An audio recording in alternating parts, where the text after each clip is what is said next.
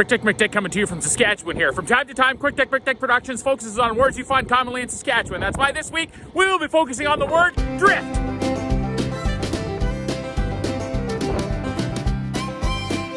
Now, to most city folks, the word drift refers to some kind of a slide racing technique where a Hot Wheels looking car that sounds like it's got a Folgers coffee can for an exhaust system driven by a 16-year-old little bastard that's watched Fast and Furious 300 too many times does something like this. Word drift is also used in Saskatchewan if a couple of guys getting a little bit of a tilt in the back alley outside behind Willie's Tavern in Foam Lake because they had a little bit of a disagreement over a woman. Hey, Quick Dick, what's up with your jaw, man? Oh, well, apparently that was Buck's girlfriend that I bought a drink for and danced with in Willie's the other night there.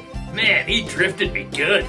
The word drift can also be used in cheeky English slang when you are asking somebody that you have tried to make a point to if they get your point.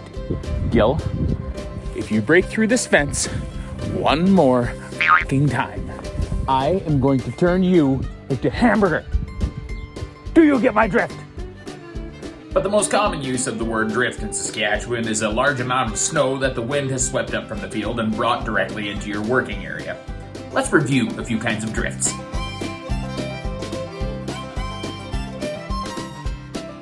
These specific drifts are called stack bastards. They're called stack bastards for two reasons. Number one, because they form at the end of your stack, and number two, because it makes getting them out of the stack a real bastard.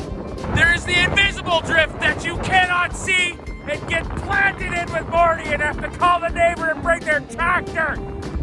These are called jailbreaker drifts because eventually one of these heifers is going to get bored or stupid enough to crawl up on top of one of these things and jump over the fence.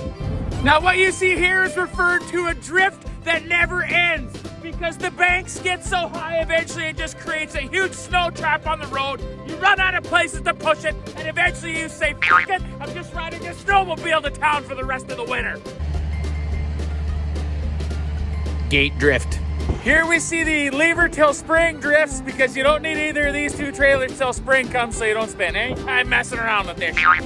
Now this guy right here is called a finger drift. Now they're not only called finger drifts because they're in the shape of a finger, thick at one and thin at the other, but if you meet a community member on a road containing a finger drift and they have the thin side of the finger drift, they're required to pull as far over in their lane as possible, giving you access to the middle, thinner part of the drift. If they do not perform their due diligence as a community member, this is where the name finger drift comes from.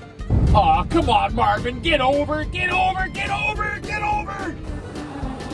There's also a thing called a concealing drift, where it conceals what's actually buried in the snow by the calf catcher that got buried by a drift. You gotta dig everything out and then you bastardize all the fucking sawhorses.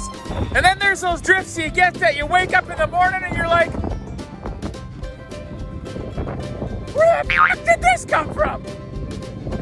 This is Quick Dick McDick signing off, reminding you if you're in Saskatchewan and the wind is blowing swift, you can bet your ass that bastard's gonna drift. Catch you next time.